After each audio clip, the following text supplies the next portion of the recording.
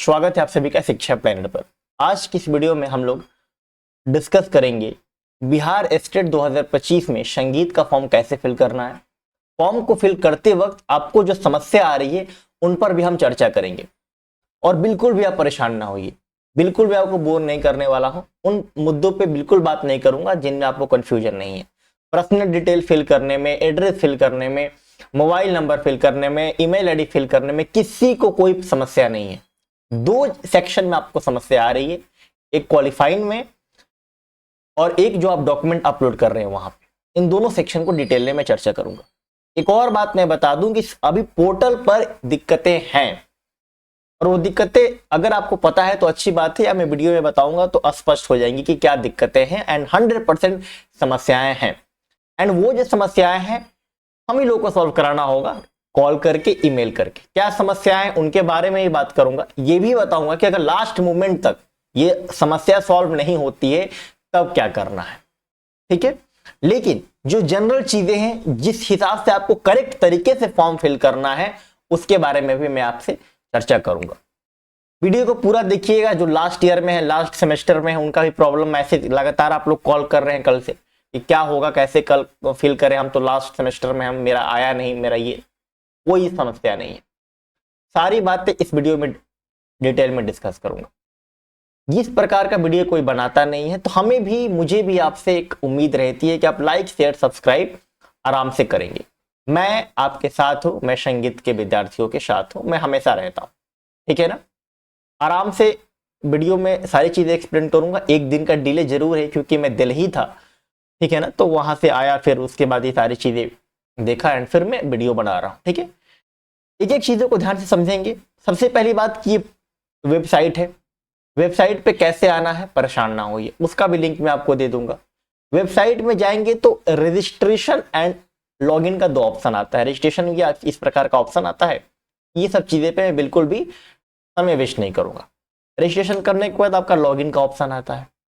आप user name और जो पासवर्ड बनाए रखते हैं उससे आप लॉगिन कर लेते हैं, ठीक है। ध्यान रखना है जो भी आपको पासवर्ड वगैरह बनाना है, ठीक।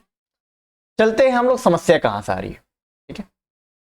और समस्या आने से पहले एक बात और आपको समझना होगा कि ये जो हमारा एप्लीकेशन पे पेड कोर्स है ना, जब से बिहार स्टेट का फॉर्म स्टार्ट हुआ है तब से ये मात्र 1000 का हो चुका है, जिसमें बिहार स्टेट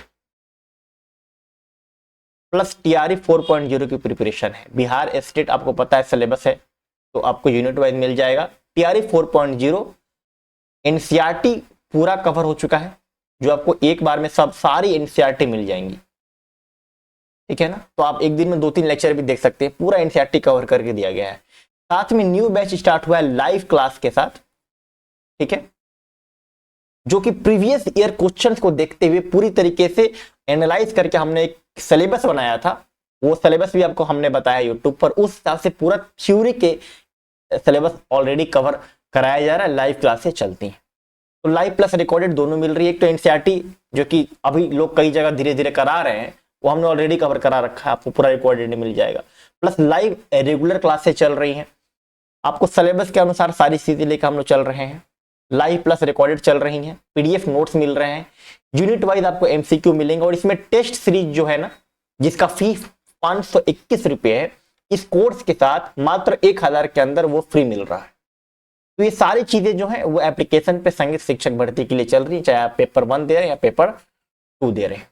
आइए हम लोग आगे बढ़ते हैं, ठीक है। अब देखिए यहां तक का जो सेशन है, personal detail, additional detail, communication detail, इसमें किसी को कोई समस्या नहीं है। सब पर्सनल चीजें आप लोग आराम से करते हो। क्वालिफिकेशन और डॉक्यूमेंट एंड डॉक्यूमेंट पे हम लोग बात करेंगे। सबसे पहली बात समझिए, पेपर का यहाँ पे आपको ऑप्शन दिख रहा है, ठीक है।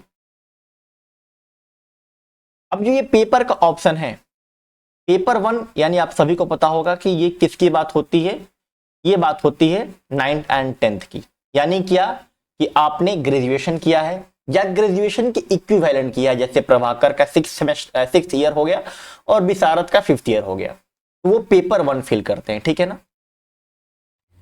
यानी इसको आप टीजीटी भी कहते हैं। पेपर 2 वो लोग फिल करते हैं जो 11th 12th के टीचर बनना चाहते हैं और इसमें पोस्ट ग्रेजुएट की रिक्वायरमेंट होती है।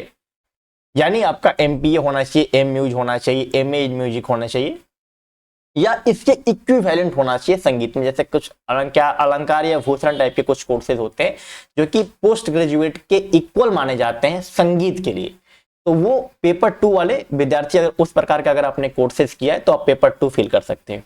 दूसरी बात, पेपर 1 और पेपर 2 आप दोनों फिल कर सकते हैं। अगर कोई जिसका ग्रेजुएशन भी हो रखा है, मास्टर भी हो रखा है, तो पेपर 1 और पेपर 2 दोनों फिल कर सकता है। इसको जो आप क्लिक करेंगे ना, तो यहाँ पे 3 ऑप्शन खुलता है, पेपर 1, पेपर 2 या बोथ का। तो उस हिसाब से पेपर 1, पेपर 2 या दोनों आप सिलेक्ट कर सकते हैं। अब जैसे आप उसको सिलेक्ट करेंगे तो यहाँ पे 10th का डिटेल मांगता है। 10th का डिटेल यानी बोर्ड एग्जाम में आपका जो भी डिटेल रहेगा, आपने किस बोर्ड से किया है, स्कूल का नाम क्या है, आपका रोल नंबर क्या है, ये सारी चीजें ना ध्यान से फिल करिएगा। देखिए एक और चीज मैं आपको समझाता हूँ। होता क्या है कि बिहार स्टेट को मैं देखते आ रहा हूं कि ये लोग जो भी आप लोग फिल करते हैं ना, ये लोग शायद डिटेल से चेकआउट नहीं करते हैं, शायद, मैं कंफर्म नहीं हूं लेकिन मुझे लगता है, क्योंकि अगर ये डिटेल से चेकआउट करने लगे ना तो बहुत लोगों को समस्या होने वाली है। और जो लोग इतनी जल्दीबाजी में मुझे कॉल कर करके परेशान कर रहे थे, बोल रहे थे फॉर्म फिल कर दिया अब क्या होगा, क्यों इतना जल्दीबाजी? 27 तक डेट दिया गया है ना, 2 दिन वैसे भी डेट बढ़ेगी, सबको पता है। और बढ़ने का थोड़ी ना इंतजार में करने के लिए कह रहा था, मैं तो बस कह रहा था कि बस कल मेरा वीडियो आएगा, आज जो कि जा रहा है उसका इंतजार करिए आप। बिहार स्टेट चीजें को, डॉक्यूमेंट को इतने अच्छे तरीके से वेरीफाई ये लोग नहीं करते हैं, वरना समस्या हो जाएगी आप लोगों को। ये एक ऐसी चीजें हैं जो बाद में सुधरती भी नहीं है। मतलब एक बार सर्टिफिकेट आ गया, एक बार आपका एडमिट कार्ड नहीं आया तो आप क्या कर ले जाएंगे? तो ये सारी चीजें ध्यान से समझ कर फिल करिए।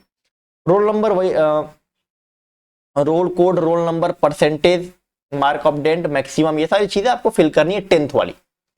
10th तक भी किसी को कोई समस्या नहीं होगी, क्योंकि 10th ने सबने किया है। अब चाहे आपने बिहार बोर्ड से किया है, सीबीएसई बोर्ड से किया है या आईसीएसई बोर्ड से किया है, 10th आपको फिल कर देना। 10th के जैसे आप आगे जाते हैं तो इंटरमीडिएट का बात कर रहे हैं, यानी 12th की बात कर रहा है ये। अब देखिए यहाँ पे 2 प्रकार की समस्या उत्पन्न हो रही है संगीत के लिए। क्या कि जिन्होंने 12th बोर्ड से किया है, 12th बोर्ड से करने के बाद उन्होंने ग्रेजुएशन किया है, ग्रेजुएशन मतलब बीए, बीपीए, बी म्यूजिक, इस प्रकार के कोर्सेज जिसने किया है, उसको इसमें कोई समस्या नहीं। वो 12th अपना फिल कर रहा है और उसके बाद अपना ग्रेजुएशन फिल कर दे रहा है। लेकिन समस्या किसको हो रही है? रिकॉर्डिंग हो रहा है कि नहीं? रिकॉर्डिंग हो रहा है। समस्या किसको हो रही है इसको देखते हैं। समस्या उनको हो रही है जिन्होंने प्रभाकर जैसे कोर्सेज किए हैं, ठीक है, या विसारा जैसे कोर्सेज किए। देखिए ध्यान से इस बात को समझिए, मैंने पहले भी क्लियर किया था। अगर आपने 10th किया बोर्ड से, ठीक है, 12th भी आपने कर लिया बोर्ड से, जैसे बिहार बोर्ड, सीबीएसई बोर्ड, इससे आप लोगों ने कर लिया, और उसके बाद अपना आपने ग्रेजुएशन कर लिया, ठीक है।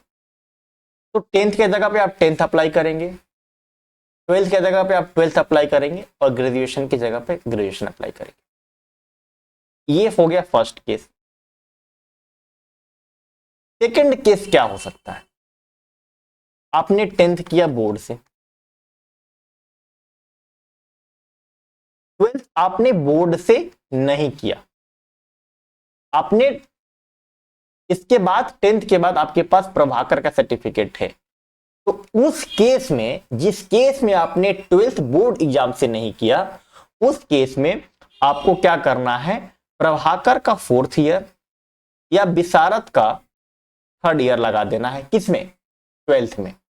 सिर्फ उसी केस में आप ऐसा करना अगर आपने 12th किया ही नहीं है, 12th का आपके पास इंटरमीडिएट या कुछ है ही नहीं, उस केस में आप यहां पर प्रभाकर या अपना विशारद वगैरह जो होगा वो लगा सकते हैं, सिर्फ उसी केस में। तीसरा, एक और प्रकार के विद्यार्थी आ रहे हैं, कॉल एंड मैसेज कर रहे हैं कि उन्होंने 10th बोर्ड से किया, उन्होंने 10th क्या किया? बोर्ड से कर लिया, 12th भी उन्होंने क्या कर लिया? बोर्ड से कर लिया। इसके साथ उन्होंने प्रभाकर जैसे कोर्सेज भी कर ली। अब वो क्या करें? अब वो प्रभाकर भी उनके पास है और बोर्ड एग्जाम वाले भी है, वो क्या करें? वो इस हिसाब से करें। 10th में भी आपको बोर्ड का लगाना है, 12th में भी बोर्ड का लगाना है, ट्वेल्थ में आपको प्रभाकर का नहीं लगाना अगर आपके पास ट्वेल्थ बोर्ड है, ध्यान रखना, ठीक है। बेस्ट क्वालिफिकेशन को आपको दिखाना होता है और वो क्या है, आपका बोर्ड एग्जाम है। बेस्ट क्वालिफिकेशन ट्वेल्थ के लिए आपका प्रभाकर या विशारद कभी नहीं हो सकता, इस बात को ध्यान रखना। वो तो बिहार सरकार ने एक 2016 का शायद नोटिफिकेशन, तो वो नोटिफिकेशन लेकर नहीं आया, उसने बता रखा था कॉलम बनाकर कि आप लगा सकते हैं, खुद बिहार सरकार का नोटिफिकेशन था, तो ये सहूलियत मिल गई आप, वरना नहीं मिलती मित्रों। इतना ओपन, इतना सहूलियत कोई बोर्ड या कोई संस्था आपको नहीं देती है, बिहार में ही मिल रहा है आपको, इसको भी ध्यान रखने वाली बात है।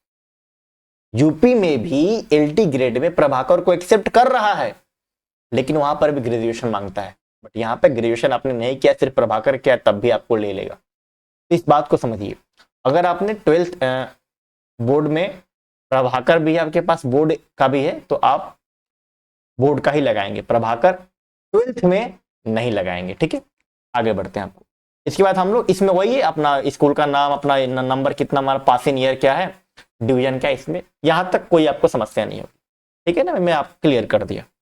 आगे बढ़ते हैं हम लोग, अब आते हैं हम लोग ग्रेजुएशन के डिटेल पे, ध्यान से समझना है। ग्रेजुएशन में जिनका ईयर सिस्टम है वो अपने तीसरे साल का लगा देंगे, मार्कशीट, ठीक है, सारी चीजें बात करूंगा। जिनका सेमेस्टर सिस्टम है वो छठवें का लगा देंगे, आपका छठवें सेमेस्टर में जितना लास्ट में सीजीपीए वगैरह आया, यहाँ पर देख सकते हैं, वो आपने लगा दे सकते हैं छठवें सेमेस्टर का। जिनका प्रभाकर है वो क्या करेंगे, यहाँ पर छठवें का लगाएंगे प्रभाकर वाले, जिनका विशारद है वो आपको पांचवें का लगा देंगे। फिर से ग्रेजुएशन वाले तीसरे सेमेस्टर का लगाएंगे, जिनका ईयरली सिस्टम है, तीसरे ईयर का लगाएंगे जिनका ईयरली सिस्टम है। जिनका सेमेस्टर सिस्टम है वो छठवें का लगाएंगे, जिनका प्रभाकर है वो छठवें का लगाएंगे, जिनका विशारद है वो पांचवें का लगाएंगे। चारों कैटेगरी क्लियर हो चुकी है। उसके बाद ये सारी चीजें यहां पर आपको फिल करना, ठीक है। अब ईयर जो है ना, पासिंग ईयर, यहां पर इसमें समस्या क्या आ रही है कि यहां पर दिक्कत क्या है कि 2024 ही दिखा रहा है शायद, ये बीएड में भी समस्या हो रही है शायद। बीएड का खैर लगने वाला बात है नहीं, बट इसमें कंपलसरी किया है, लगना है नहीं, आप परेशान हो, लेकिन मैं बताऊंगा क्या दिक्कतें हैं। पहले इसको देखते हैं, 2024 किया है भाई, देखिए 2024 ये नहीं होगा, यहाँ पर 2025 होगा, ये इन्होंने करेक्शन नहीं किया, क्योंकि 2024 ही करना था, तो फिर एस्टेट का मतलब क्या है, समझ रहे हैं ना आप। 2025 तो यहाँ पे होगा, ये कंफर्म है, अभी हो नहीं रहा है। क्या करना है, ईमेल आईडी और उनका कॉन्टेक्ट नंबर वेबसाइट पर भी है और मैं डिस्क्रिप्शन भी किया, उस पर कॉल करिए कि यहाँ पे 2025 नहीं आ रहा है, तो 2025 करिए, एंड वो लोग कर देंगे। इनको करना होगा, क्यों करना होगा, देखिए इन्होंने खुद 2025 का इन्होंने जिक्र किया हुआ है। मैं आपको दिखाता हूँ पर्सनल डिटेल, हाँ यहाँ पे मैं आपको दिखाता हूँ, ये देखिए 1 अगस्त 2025 एज की बात कर रहे हैं, मतलब ये 2025 को इंक्लूड कर रहे हैं, ये खुद बता रहे हैं, बट उन्होंने गलती से उसको क्या कर दिया था, वहां पे एडिट करके 2025 शामिल नहीं किया, ठीक है ना, तो उसको वहां पर उनको करना होगा आगे चल के। ये सारी चीजें हैं। अब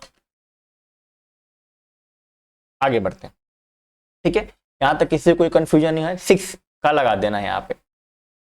आगे बढ़ते हैं हम लोग, ठीक है, यहाँ पे अब देखिए ये बीएड की बात हो गई है, इनके नोटिफिकेशन को देखेंगे तो क्लियर है कि संगीत में ये बीएड नहीं मांग रहे हैं, पहले भी नहीं मांगते थे और अब भी नहीं मांग रहे हैं, बट जब आप फॉर्म फिल कर रहे हैं तो बीएड का इन्होंने जिक्र कर दिया है, और बीएड में भी इन्होंने स्टार मार्क किया हुआ है रेड कलर से, जहां पे स्टार मार्क किया जाता है रेड कलर से, इसका मतलब वो फील्ड कंपलसरी है, आपको फिल करना ही है, वरना ये कंप्लीट ही नहीं होगा फॉर्म। अब देखिए समस्या क्या है कि बीएड के साथ इक्विवेलेंट भी इन्होंने लिख रखा है। एक बात समझिए, बीएड के साथ इक्विवेलेंट क्या होता है ये मुझे नहीं पता है, ना आपको पता है और ना इन्होंने बता रखा है। तो क्या करना है, एक तो समस्या है ईयर वाली समस्या, काउंट करते रहिए, एक तो ईयर वाली समस्या है पोर्टल पे, एक इनकी बीएड की समस्या है पोर्टल पे, दोनों को आपको कॉल और ईमेल करके बताना है। दूसरा, लास्ट मोमेंट तक अगर ये कंपलसरी मार्क बीएड से नहीं हटा, तब आप उस केस में क्या करेंगे, तब आप उस केस में, जैसे लास्ट में कुछ हुआ ही नहीं, अब तो फॉर्म फिल करना ही है, उस केस में आप क्या करेंगे कि 6 लास्ट ईयर का जो आपने ग्रेजुएशन में भी यहाँ पे लगाया था, ये ग्रेजुएशन वाला, यही सेम चीज यहाँ पे लगा दीजिए, क्योंकि इसके अलावा आपके पास कोई चारा ही नहीं है। आप 10th 12th का तो लगाएंगे नहीं यहाँ पे, तो क्या लगाएंगे, जो ग्रेजुएशन में आपके पास था वही यहाँ पे लगा दीजिएगा। बट अभी आपको जल्दीबाजी नहीं करना है, हो सकता है ये सही हो जाए, ठीक है, ईयर वाला भी हो सकता है, ऐसे ही हो जाए। कई लोग कह रहे थे मैंने 2025 में किया, मैंने 2024 लगा दिया। क्यों लगा दिया भाई? क्यों 2025 में पासिंग ईयर दिखा दिया आपने? क्यों? कौन कहा था दिखाने के लिए? थोड़ा वेट आप नहीं कर सकते थे? इतनी जल्दीबाजी क्यों? तो इस प्रकार से सारा इसमें रोल नंबर अपना करके अपना फिल कर देना। देखिए अदर क्वालिफिकेशन यहां पे लिख रहा है, ये किस प्रकार केस बनता है, ये देना है तो आप दे सकते हैं, कंपलसरी नहीं है। जैसे आपने बीए कर लिया और प्रभाकर भी कर लिया, बीए आपने किसी दूसरे विषय से कर लिया, प्रभाकर भी कर लिया, तो यहां पर तो अपना जहां पर ग्रेजुएशन मांग रहा है ना, वहां पे तो अपना बीए आपको लगाना ही है। लेकिन अदर क्वालिफिकेशन यहां पर आपको प्रभाकर लगाना ही है, और अदर क्वालिफिकेशन आपने बीए कर लिया, बीएससी कर लिया, तो इसको एनी अदर क्वालिफिकेशन में आप लगा सकते हैं। इसकी कोई आवश्यकता नहीं है, बट लगा देंगे तो कोई दिक्कत भी नहीं होने वाली है। एक बात समझिए, ग्रेजुएशन हो या पोस्ट ग्रेजुएशन की डिटेल जहां मांग रहा है ना, हम जो सब्जेक्ट सेलेक्ट करते हैं ना वही यहाँ पे लगाते हैं। अगर पेपर 1 में हम म्यूजिक सेलेक्ट कर रहे हैं, तो बीए में यहां पर हम अपना जो बीए हमने इंग्लिश से कर लिया या एसएसटी से कर लिया, मतलब पॉलिटिकल साइंस से कर लिया, इंग्लिश से कर लिया, तो यहां पे हम क्यों उसको लगाएंगे भाई? ये क्वालिफाइंग डिटेल है, क्वालिफाइंग डिटेल, इसको पढ़िए। ये वो डिटेल है जिसके तहत, जिसके बेसिस पे आप पेपर 1 देने जा रहे हैं। आप पेपर 1 म्यूजिक का देने जा रहे हैं और यहां पे आप लगा रहे हैं कोई और सब्जेक्ट का, क्या मतलब है उस चीज का? बार बार ये प्रश्न आता है कि सर हमने तो कर लिया, प्रभाकर भी है, बीए भी है, तो हम क्या करें? भाई अगर आप हिंदी से फिल करते तब यहाँ पे ना आप अपना लगाते, अगर आपने हिंदी बीए से कर लिया तब तो आप यहाँ पे हिंदी लगाते, इंग्लिश आपने बीए से किया, अगर आप इंग्लिश से फिल करते तब आप यहाँ पे इंग्लिश लगाते अपना बीए वाला। अगर आपको बीए लगाना ही है तो अदर क्वालिफिकेशन ये किस लिए दे रखा है? इसी के लिए दे रखा है कि लगाइए यहाँ पे बीए, बीएससी, बीटेक। अगर आपने बीए संगीत से किया है तभी आप यहाँ पे लगाएंगे ग्रेजुएशन में। अगर आपका बीए संगीत से नहीं है तब ग्रेजुएशन में बीए नहीं लगाएंगे, ध्यान रखना है। जो संगीत से आपने किया है वही ग्रेजुएशन में लगाना है, या पोस्ट ग्रेजुएशन के जो इक्विवेलेंट आपने संगीत से किया है वही लगाना है।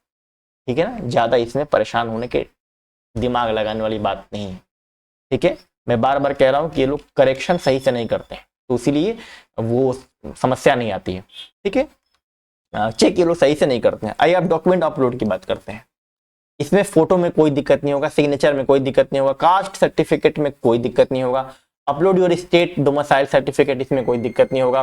10th के सर्टिफिकेट में मार्क सर्टिफिकेट की बात कर दिया, अब यहाँ पे ध्यान देना है। देखिए कई ऐसे स्टेट बोर्ड होते हैं जो कि सर्टिफिकेट भी देते हैं और मार्कशीट भी देते हैं, लेकिन अगर आप सीबीएसई बोर्ड से किए हैं तो वही आपका मार्कशीट है, वही आपका सर्टिफिकेट है। अब उसमें सर्टिफिकेट अलग से नहीं मिलता।